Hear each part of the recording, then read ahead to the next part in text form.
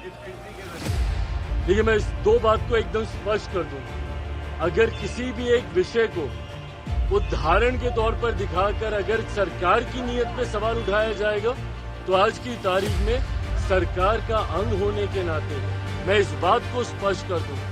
Head of the government मेरे प्रधानमंत्री हैं और प्रधानमंत्री जी की सोच कतई आरक्षण विरोधी नहीं हो सकती। पीछे कुछ दिनों पहले जब अनुसूचित समाज में भी आरक्षण को लेकर मतभेद को पैदा करने का प्रयास किया गया था, सुप्रीम कोर्ट के द्वारा जिस तरीके से उसमें अलग अलग प्रावधान बनाए जाने की बात कही गई थी, उस पर भी मेरे प्रधानमंत्री ने स्पष्ट तौर से कहा था और ये कैबिनेट की मीटिंग में ही इस बात को कहा गया था कि आरक्षण को जिस तरीके से बाबा साहेब भीमराव अंबेडकर ने जो प्रावधान बनाए हैं, वही प्रावधान वैसे ही लागू रहेंगे। आज जिसका अनुसूचित जनजाति और जनजाति के लिए कोटा के भीतर कोटा को लेकर सुप्रीम कोर्ट के आदेश पर सियासी उबाल मचा हुआ है। दलित संगठनों के साथ ही विपक्षी गठबंधन इंडिया गठबंधन की पार्टियों ने इसका पुरजोर विरोध किया और 21 अगस्त को भारत बंद का ऐलान कर दिया। विपक्षी दलों और दलित संगठनों की ओर से बुलाए गए भारत बंद का केंद्र के सत्ताधारी राष्ट्रीय जनतांत्रिक गठबंधन एनडीए में शामिल लोक जनशक्ति पार्टी रामविलास भी समर्थन कर रही है। खुद को प्रधानमंत्री नरेंद्र मोदी का हनुमान बताने वाले केंद्रीय मंत्री चिराग पासवान और उनकी पार्टी कोटा के भीतर कोटा पर विपक्ष के साथ खड़ी हुई नजर आ रही है, यानी विपक्ष के सुर से सुर मिला रही है। चिराग ने जब गठबंधन में रहते हुए भी बिहार चुनाव के समय नीतीश कुमार की अगुवाई वाली जनता दल यूनाइटेड के खिलाफ उम्मीदवार उतारे, बीजेपी उम्मीदवारों का हर सीट पर समर्थन किया। चिराग ने बीजेपी और उसके नेताओं को लेकर कुछ भी बोलने से तब परहेज किया जब नीतीश कुमार की जिद की वजह से उनकी पार्टी अघोषित तरीके से गठबंधन से बाहर कर दी गई। पिता की बनाई पार्टी से ही चाचा पशुपति पारस ने बेदखल कर दिया और मोदी सरकार में मंत्री बन गए। फिर अब ऐसा क्या है कि मोदी के हनुमान चिराग केंद्र से अलग रुख अपनाने को मजबूर है? देखिए, मैं इस दो बात को एकदम स्पष्ट कर दूं। अगर किसी भी एक विषय को उदाहरण के तौर पर दिखाकर अगर सरकार की नीयत पे सवाल उठाया जाएगा, तो आज की तारीख में सरकार का अंग होने के नाते मैं इस बात को स्पष्ट कर दूं।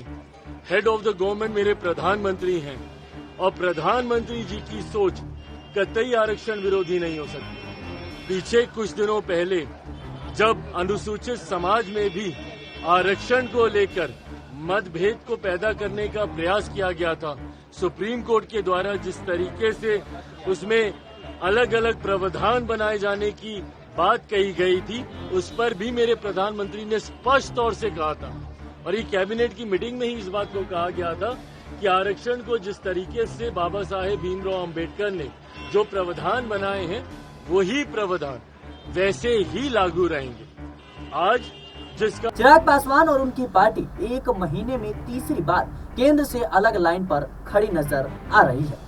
चिराग ने अगस्त महीने की शुरुआत में कोटा के भीतर कोटा को लेकर सुप्रीम कोर्ट के फैसले का पुरजोर विरोध किया था और आपत्ति जाहिर की थी, यानी असहमति जाहिर की थी। बिहार की हिंदुस्तानी अवाम मोर्चा के प्रमुख और केंद्रीय मंत्री जीतन राम मांझी ने कोर्ट के फैसले का स्वागत किया था। मांझी भी मुसहर बिरादरी से आते हैं, जो महादलित वर्ग में आती है।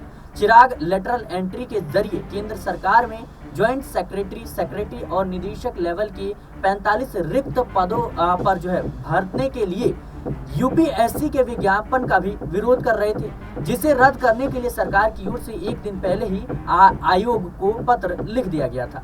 चिराग और उनकी पार्टी अब कोटा के भीतर कोटा के खिलाफ भारत बंद का समर्थन कर रही है, यानी कर दिया।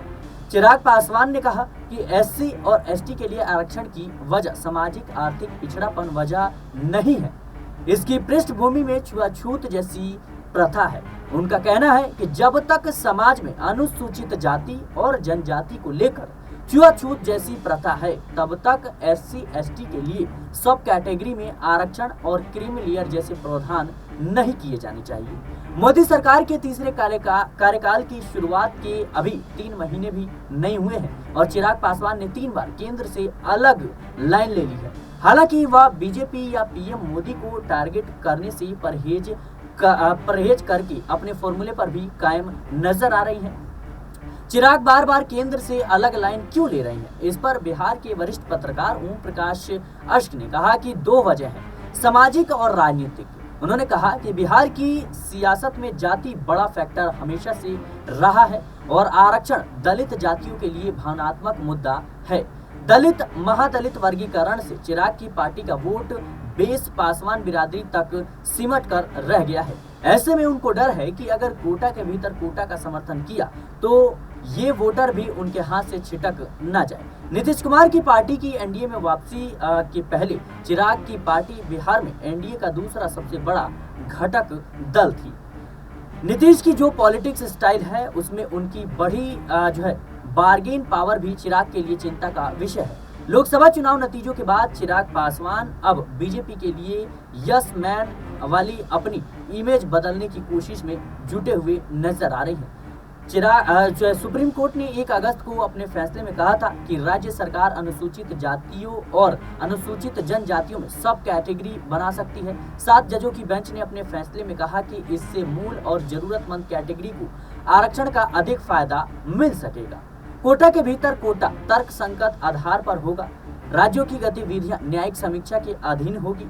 सर्वोच्च न्यायालय ने साथ ही 2004 में ईवी चिनेया मामले में 5 जजों की बेंच के फैसले को पलट दिया था, जिसने कहा था कि SC/ST जनजातियों में सब कैटेगरी नहीं बनाई जा सकती। हालांकि इस पूरे के पूरे मुद्दे पर राजनीति खूब गरमाई और सबसे ज्यादा इस वक्त सियासत आरक्षण पर गरमाई है तो वो है बिहार में एनडीए के ही दल आपस में भिड़ते हुए नजर आ रहे हैं। चिराग पासवान लगातार कहीं ना कहीं केंद्र सरकार के खिलाफत करते हुए भी देखे जा रहे हैं। जिस तरीके से ये सुप्रीम कोर्ट का फैसला आया उसके बाद से बिहार की राजनीति में जीतन राम मांझी ने कई सवाल खड़े कर दिए। उन्होंने खुले तौर पर कहा कि सुप्रीम कोर्ट के फैसले का हम स्वागत करते हैं।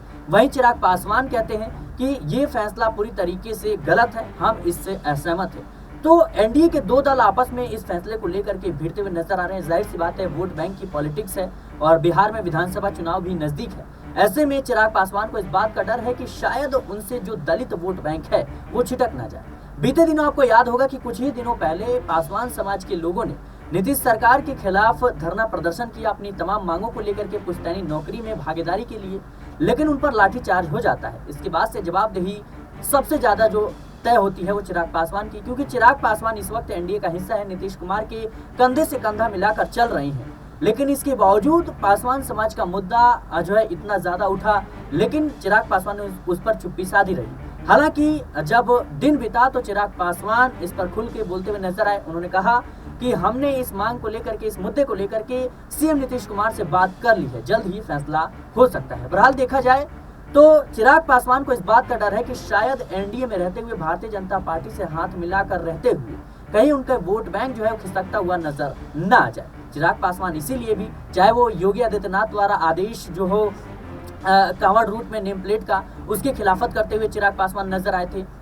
कहीं ना कहीं चिराग पासवान को इस बात का डर था कि जो अल्पसंख्यक वोट बैंक है, जो मुस्लिम वोट बैंक है, वो उनसे छिटक ना जाए, क्योंकि चिराग पासवान हमेशा से ही कह सकते हैं सेकुलर वाली राजनीति करते आए हैं और एनडीए के साथ रहकर उनको अपनी राजनीति आगे बढ़ाना ये कहीं ना कहीं चुनौती भरा काम जरूर है।